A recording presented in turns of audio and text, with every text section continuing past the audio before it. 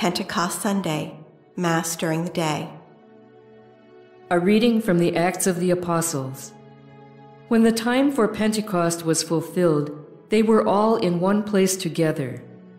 And suddenly there came from the sky a noise like a strong driving wind, and it filled the entire house in which they were.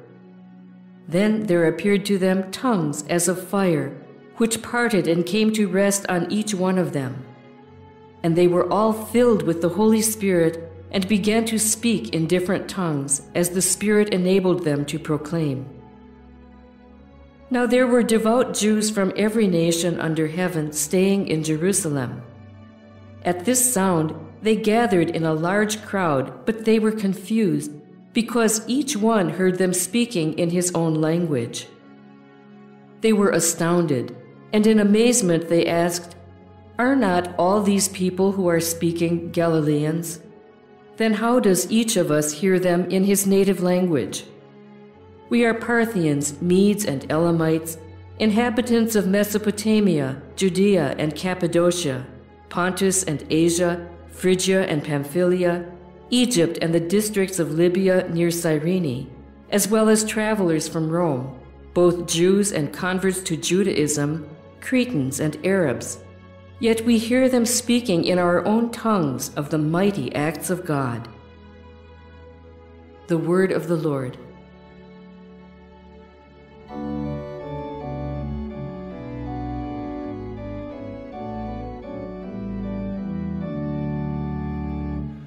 Lord, send out your Spirit and renew the face of the earth. Lord, send out your Spirit and renew the face of the earth. Bless the Lord, O my soul. O Lord my God, you are great indeed. How manifold are your works, O Lord! The earth is full of your creatures. Lord, send out your Spirit and renew the face of the earth. May the glory of the Lord endure forever. May the Lord be glad in his works. Pleasing to him be my theme. I will be glad in the Lord. Lord, send out your Spirit and renew the face of the earth. If you take away their breath, they perish and return to their dust. When you send forth your Spirit, they are created, and you renew the face of the earth. Lord, send out your Spirit and renew the face of the earth.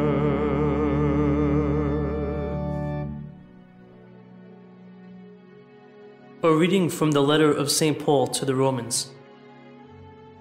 Brothers and sisters, those who are in the flesh cannot please God, but you are not in the flesh. On the contrary, you are in the Spirit, if only the Spirit of God dwells in you. Whoever does not have the Spirit of Christ does not belong to him. But if Christ is in you, although the body is dead because of sin, the Spirit is alive because of righteousness. If the Spirit of the one who raised Jesus from the dead dwells in you, the one who raised Christ from the dead will give life to your mortal bodies also, through his Spirit that dwells in you. Consequently, brothers and sisters, we are not debtors to the flesh, to live according to the flesh. For if you live according to the flesh, you will die. But if by the Spirit you put to death the deeds of the body, you will live. For those who are led by the Spirit of God are sons of God. For you did not receive a spirit of slavery to fall back into fear, but you received the Spirit of adoption, through whom we cry, Abba, Father. The Spirit himself bears witness with our spirit that we are children of God, and if children, then heirs, heirs of God and joint heirs with Christ, if only we suffer with him, so that we may also be glorified with him. The word of the Lord. A reading from the Holy Gospel according to John. Jesus said to his disciples, "If you love me, you will keep my commandments. And I will ask the Father, and he will give you another advocate to be with you always. Whoever loves me will keep my word, and my Father will love him, and we will come to him and make our dwelling with him. Those who do not love me do not keep my words. Yet the word you hear is not mine, but that of the Father who sent me. I have told you this while I am with you. The Advocate, the Holy Spirit, whom the Father will send in my name, will teach you everything and remind you of all that I told you." The Gospel of the Lord.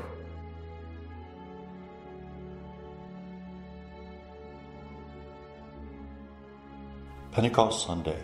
The first reading comes from the Acts of the Apostles, chapter 2, verses 1 to 11. This is the account of Pentecost in the Acts of the Apostles. We hear that there was a great wind. Now this is 50 days after the Passover, and in fact, in Jerusalem there is normally a wind around that time. It's called the Hamshin, which literally means the 50s. The wind was not extraordinary, except that the wind is a sign of the presence of the Holy Spirit. For the word for wind is the same word for breath, is the same word for the Spirit. And that's what is happening in this case. Tongues of fire come over the apostles and over Mary. These tongues of fire are a fulfillment of the prophecy of Joel, and they're able to speak in many languages. The damage that was caused by the Tower of Babel incident, in which languages were confused, has now been healed. Languages should be something that unite us, but because of man's sinfulness, they divided us. Now they can unite us once again. We hear that there are many people in the crowd from many nations. That was normal because Pentecost was a pilgrimage feast. So there are Medes and Elamites and Mesopotamians and Judeans and Cappadocians, etc. It is very possible that the countries that are mentioned in this account are the countries which were evangelized at the time that the Acts of the Apostles was written. For the second reading, there are two choices. The first one is from 1 Corinthians 12, 3-7 and 12-13. Paul says that no one can say Jesus is Lord unless he's under the influence of the Holy Spirit. There were people in this community who didn't want to hear about Jesus. They only wanted to hear about the Holy Spirit. And in fact, they went so far as to say that Jesus is cursed. Why is he cursed? Because he was born in the flesh. And the Greeks believed that the spiritual was much, much superior to the physical. Jesus was physical, he was born in the flesh, therefore he must be inferior to the Holy Spirit. And Paul denies that. He speaks about the gifts that the community have received. There are a variety of gifts, and each person has received those gifts which are useful for that person and for the community. In fact, the community is like a human body. Now this is an idea taken right from Stoic philosophy, that we're all part of one great organism, and Jesus is the head. We're baptized in one spirit, and there are no longer Jews or Greeks, slaves or free, etc. That doesn't mean that these differences have disappeared, but rather they make no difference in terms of salvation. Previously it was believed that only the Jewish people could be saved. Now everyone can be saved through the Holy Spirit in Jesus and the Father.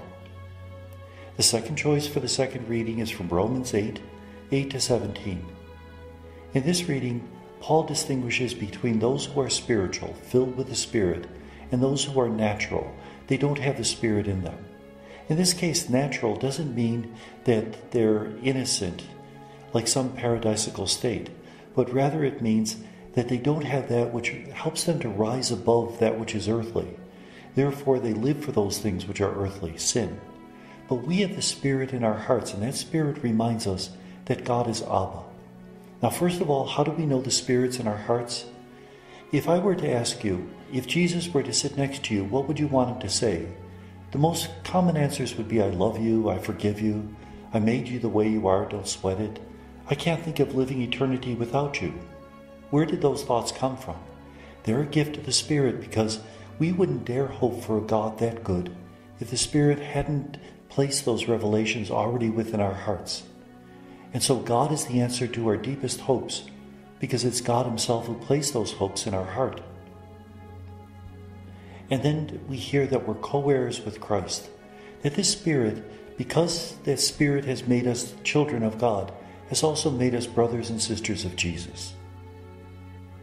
There are two choices for the Gospel as well. The first is from John 20:19-23. Jesus appears to the disciples on Easter Sunday evening and says, "Peace be with you."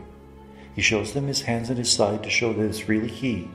And then he breathes upon them. This is a remembrance, an allusion to the act of creation where Yahweh breathed upon that lump of mud to make Adam into a living being.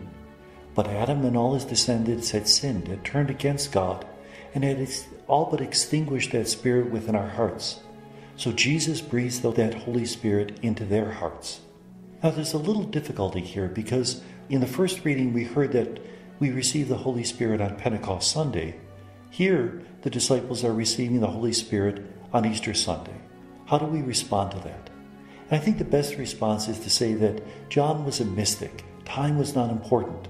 With the death and resurrection of Jesus, history as we know it has ceased to exist. So it's really not important which day the disciples receive the Spirit. Whereas Luke is a historian, time is very important. So it has to occur exactly 50 days after the resurrection. The second choice is from John 14:15-16 and 23-26. This is a passage taken from the Last Supper Discourse, a rather long discourse going from chapters 13-17 of the Gospel of John, probably an amalgamation of things that Jesus said all throughout his ministry. And in this discourse, Jesus promises an advocate, a paraclete. Now, what does a paraclete mean? It's an ambiguous word that could mean a consoler, a counselor, an advocate, one who will teach, one who will take our part, many different things. And all of them are intended. We're especially instructed that the advocate would teach us all these things, because when Jesus taught them, we were unable to understand it all. He'll explain these things to us and teach us more beside. And may God bless us.